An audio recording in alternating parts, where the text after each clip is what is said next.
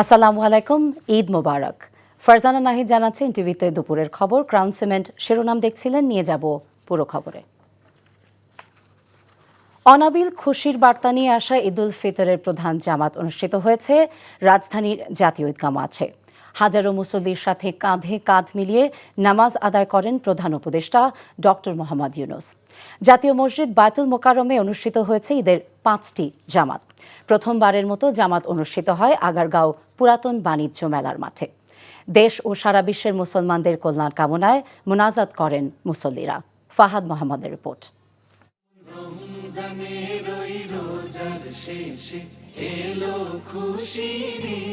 রাজধানীর সব পথ যেন মিশে গেছে একটি পথে।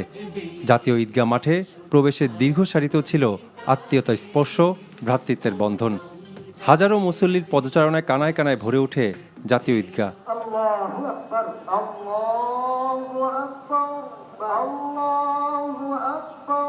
জাতীয় ঈদগাহে ঈদের প্রধান জামাতে অংশ নেন প্রধান উপদেষ্টা ডক্টর মোহাম্মদ ইউনূস, প্রধান বিচারপতি, উপদেষ্টা পরিষদ সদস্য সহ রাষ্ট্রের গুরুত্বপূর্ণ ব্যক্তিরা।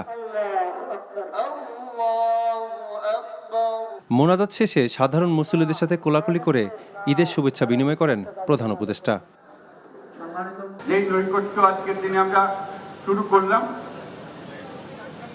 এই নৈকট্য এবং এই ঐক্য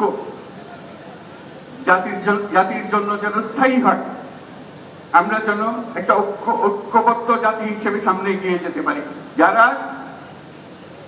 আত্মত্যাগ করেছেন আমরা অবশ্যই সেই স্বপ্ন বাস্তবায়ন করবই। ঈদগাহ জুড়ে নেমে আসে এক সৌহার্দ্যপূর্ণ পরিবেশ। ঈদের খুশি ছড়িয়ে পড়ে সবার মাঝে। দীর্ঘদিন পর আমরা একটা মুক্ত বাতাসে শ্বাস নিচ্ছি। যাতে আল্লাহ বাংলাদেশকে ভালো রাখে, শান্তি যেন থাকে, আর কোনো 5ই আগস্ট যেন না আসে। আগামীর ভবিষ্যৎ সুন্দর ও সমৃদ্ধির দিকে এগিয়ে যায়। বিগত 16 বছরের মধ্যে সবচেয়ে ভালো ঈদ পালন করলাম। ঈদটা হচ্ছে আনন্দের, সেটা আমরা আনন্দ করি। দেশের মানুষের কল্যাণের পাশাপাশি ফিলিস্তিনের নির্যাতিত মুসলমানদের জন্য মোনাজাতে দোয়া করেন মুসল্লিরা। বদলে যাওয়ার এই সময়ে ঈদ যেন ধনী গরিব সবার জন্য খুশির বার্তা নিয়ে আসে, এমন প্রত্যাশা সবার।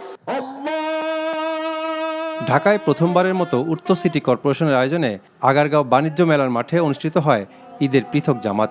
সেখানে অংশ নেয় সর্বস্তরের সাধারণ মানুষ।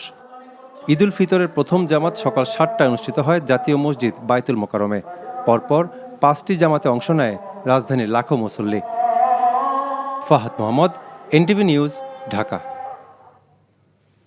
যথাযোগ্য মর্যাদা এবং ধর্মীয় ভাব গাম্ভীর্যের মধ্য দিয়ে সারা দেশে পালিত হচ্ছে পবিত্র ঈদুল ফিতর। দিনাজপুরে গড়ে শহীদ ঈদগাহে ঈদুল ফিতরের নামাজ অনুষ্ঠিত হয়েছে। লক্ষাধিক মুসল্লি নামাজ আদায় করেন। শোলাকিয়ার পরে এই মাঠে অনুষ্ঠিত হয় দেশের দ্বিতীয় বৃহত্তম ঈদের জামাত। চট্টগ্রামে প্রধান ঈদ জামাত অনুষ্ঠিত হয়েছে জমিয়াতুল ফালা জামে মসজিদ মাঠে। এতে উপদেষ্টা ফারুকী আজম, city mayor doctor Shahadat Hossain, বিভিন্ন রাজনৈতিক দলের নেতা এবং বিভিন্ন শ্রেণী পেশার মানুষ অংশ নেন। খুলনায় ঈদের প্রধান ঈদ জামাত অনুষ্ঠিত হয়েছে সকাল 8টায় সার্কিট হাউস ময়দানে। নামাজ শেষে মোনাজাতে দেশ এবং জাতির কল্যাণ কামনা করা হয়। রাজশাহীতে ঈদের প্রধান জামাত অনুষ্ঠিত হয়েছে নগরীর হজরত শাহ মখদুম ঈদগাহ ময়দানে। হাজারো মুসল্লি জামাতে অংশ নেন। রংপুরে ঈদুল ফিতরের প্রধান জামাত কালেক্টরেট ঈদগাহ মাঠে অনুষ্ঠিত হয়েছে। এছাড়াও দেশের বিভিন্ন স্থানে ঈদের জামাত অনুষ্ঠিত হয়েছে। অল্প সময়ের মধ্যে বিএনপির ভারপ্রাপ্ত চেয়ারম্যান তারেক রহমান দেশে ফিরবেন বলে প্রত্যাশা ব্যক্ত করেছেন বিএনপি মহাসচিব মির্জা ফখরুল ইসলাম আলমগীর। একই সঙ্গে জনগণকে দেয়া প্রতিশ্রুতি অন্তর্বর্তী সরকার রক্ষা করবে বলেও প্রত্যাশা করেন তিনি। ঈদ উপলক্ষে বিএনপির প্রতিষ্ঠাতা শহীদ রাষ্ট্রপতি জিয়া রহমানের মাজারে শ্রদ্ধা নিবেদন শেষে এসব কথা বলেন মির্জা ফখরুল। বলেন, এবারের ঈদ স্বস্তির এবং মুক্ত বাতাসে পালন করছে দেশবাসী। এটা বিগত দিনের ঈদের সাথে এবারের পার্থক্য। ঈদের নামাজ শেষ করেই বিএনপির নেতাকর্মীরা খণ্ড খণ্ড মিছিল নিয়ে জড়ো হন দলের প্রতিষ্ঠাতার মাজারে। পরে দলের মহাসচিব জিয়াউর রহমানের সমাধিতে শ্রদ্ধা জানান। শ্রদ্ধা শেষে মুক্তিযুদ্ধ এবং জুলাই আগস্টে শহীদদের স্মরণ করেন মির্জা ফখরুল। মুক্ত পরিবেশে, একটা আনন্দময় পরিবেশে আমরা ঈদ পালন করছি। আজকের এই দিনে আমরা আশা করব যে দায়িত্ব দিয়েছেন সে দায়িত্ব সবাই সফল হবেন এবং বিশেষ করে অন্তর্বর্তীকালীন সরকার জনগণের কাছে তাদের যে প্রতিশ্রুতি সেই প্রতিশ্রুতি তারা পালন করবেন। আমরা আমাদের দলের পক্ষ থেকেও আমরা অবশ্যই সেই প্রতিশ্রুতি পালন করব বলে আমরা শপথ নিচ্ছি। অন্তর্বর্তী সরকারের সংস্কার প্রস্তাবে এককভাবে কোনো রাজনৈতিক দল সমর্থন দেয়নি বলে মন্তব্য করেছেন বিএনপি স্থায়ী কমিটির সদস্য মির্জা আব্বাস। দুপুরে রাজধানী কমলাপুর রেল স্টেশনে নিম্ন আয়ের মানুষের সঙ্গে খাবারের আয়োজনে কথা বলেন তিনি। বলেন, অন্তর্বর্তী সরকারের সংস্কার সুপারিশে অনেক অস্বাভাবিক প্রস্তাব রয়েছে। মির্জা আব্বাস বলেন, বিগত 15 বছর প্রতিটি ঈদে আওয়ামী লীগের অত্যাচারে বিএনপি নেতাকর্মীরা বাসায় থাকতে পারত না, তবে এবারের ঈদ বিএনপির জন্য বেশ ব্যতিক্রম। তিনি আরও বলেন, নির্বাচনে জিতবে না জেনেই একটি বিশেষ দল বিএনপির বিরুদ্ধে অপপ্রচারে নেমেছে। দ্রুত নির্বাচন না দিলে দেশ পরিচালনার গতিপথ হারাবে বলেও মন্তব্য করেন তিনি। এই সরকারের সংস্কার প্রস্তাব কোন রাজনৈতিক দল এককভাবে মেনে নিয়েছে? কোন রাজনৈতিক দল কিন্তু বলে নাই যে এককভাবে আমরা সব মেনে নিলাম, কারণ মেনে নিতে পারে না। এটা ওনারা যেগুলো বের করেছে ওখান থেকে, ওনাদের ভিতর থেকে, ওগুলা স্বাভাবিক না, কিছু অস্বাভাবিক প্রস্তাব আমরা দেখলাম, যেটা স্বাভাবিক প্রস্তাব না, যেটা বাংলাদেশের জন্য চলে না। অচল কিছু প্রস্তাব তারা দিয়েছে, সেখানে আমরা সচল কিছু প্রস্তাব রেখেছি। আমরা আওয়ামী লীগের গণহত্যার বিচারের পাশাপাশি দল হিসেবে তাদের নিবন্ধন বাতিলের দাবি জানিয়েছেন জাতীয় নাগরিক পার্টির আহ্বায়ক নাহিদ ইসলাম। সকালে রাজধানীর জুরাইন কবরস্থানে জুলাই গণ অভ্যুত্থানে শহীদদের কবর জিয়ারত শেষে কথা বলেন তিনি। বলেন, বাংলাদেশে আওয়ামী লীগের রাজনীতি করার অধিকার নেই। শহীদ পরিবারের জন্য ভাতা সহ অন্যান্য প্রতিশ্রুতি দ্রুত বাস্তবায়নের জন্য সরকারের প্রতি দাবি জানান নাহিদ ইসলাম। জুলাই গণ অভ্যুত্থানে নিহত এবং আহতদের পাশে সবসময় জাতীয় নাগরিক পার্টি থাকবে বলেও জানান তিনি।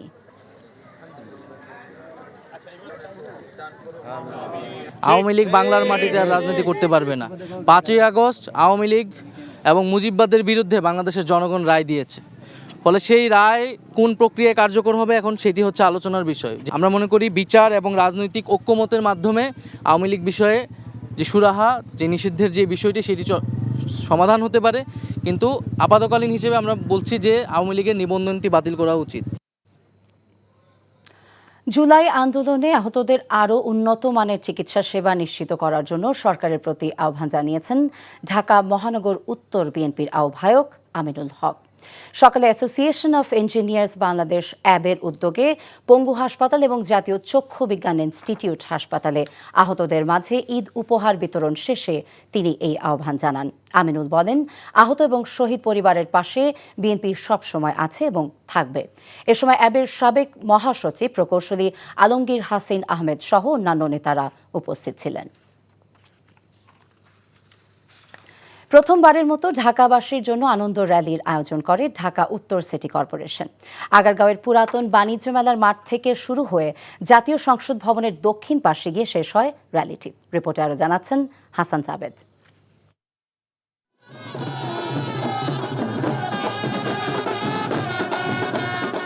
ঈদ মানেই খুশি, ঈদ মানেই আনন্দ। সেই আনন্দে যদি বাড়তি যোগ হয় ঢাক, ঢোল আর বাজনার তাল, সাথে থাকে সুসজ্জিত মুঘল আমলের মতো ঘোড়ার গাড়ি, তাহলে তো আনন্দের ষোলকলাই পূর্ণ হয়। বহু বছর পর মুঘল আমলের আদলে আয়োজন করা হয় এমন শোভাযাত্রার। 400 বছর আগের ঐতিহ্যকে স্মরণ করার চেষ্টায় আনন্দে মাতেন নগরবাসী। এত সুন্দর উৎসব মুখর ঈদ আমি কখনো পাইনি। আমরা 4 জনকে নিয়ে আসছি, আলহামদুলিল্লাহ আপনাদের কাছে অনেক ভালো লাগতেছে। ব্যবসা গরম উপেক্ষা করে সবার এই শোভাযাত্রাই বলে দেয় অনাগত যাত্রার আনন্দ, উচ্ছ্বাস আর বাধাহীন ঈদ উদযাপনের পথ চলা। সুন্দর ও শান্তির বারতা ছড়িয়ে ঈদের খুশি বারবার ফিরবে, সব প্রত্যাশা আর প্রাপ্তির ঝাঁপি খুলে। দুঃখ আর ব্যর্থতার সবকিছু ভুলে সুখের সেসব বার্তাই যেন শোভা পেয়েছে বর্ণাঢ্য ঐতিহ্যের শোভাযাত্রায়। ছোট বড়, নারী পুরুষ, মত পথ আর বয়সের ভেদাভেদ ভুলে শোভাযাত্রায় রঙিন করেছে ঈদের আনন্দ। সবার কণ্ঠেই ছিল ঈদ শুভেচ্ছা। 1 মাস সিয়াম সাধনার পর ঈদ জামাত শেষে এই ঈদ র্যালিতে অংশগ্রহণ করতে পেরে নগরবাসী বেশ আনন্দিত, উচ্ছ্বসিত। তারা চাচ্ছেন আগামী দিনগুলোতে যেন সবাই ঐক্যবদ্ধভাবে এভাবেই আনন্দে দিন কাটাতে পারেন। আগারগাঁও থেকে শুরু হওয়া এই ঈদ আনন্দ শোভাযাত্রাটি জাতীয় সংসদ ভবনের দক্ষিণে গিয়ে শেষ হয়। সেখানে সমস্বরে গেয়ে ওঠেন জাতীয় কবি কাজী নজরুল ইসলামের সেই কালজয়ী ঈদ সঙ্গীত। গানের তালে তালে নেচে গেয়ে সবাই উদযাপন করেন ঈদ আনন্দ। হাসান জাভেদ, এনটিভি নিউজ, ঢাকা। দর্শক, রাজধানীর আগারগাঁওয়ে পুরাতন বাণিজ্য মেলা মাঠে ঈদ আনন্দ মেলায় মেতেছে ঢাকাবাসী। সেখানে আছেন স্টাফ করেসপন্ডেন্ট সাদরিনা খন্দকার, আমাদের সাথে সরাসরি যোগ দিচ্ছেন। সাদরিনা, আপনাকে ঈদ মোবারক। কেমন দেখছেন ঈদ আনন্দ মেলা, আমাদের জানাবেন।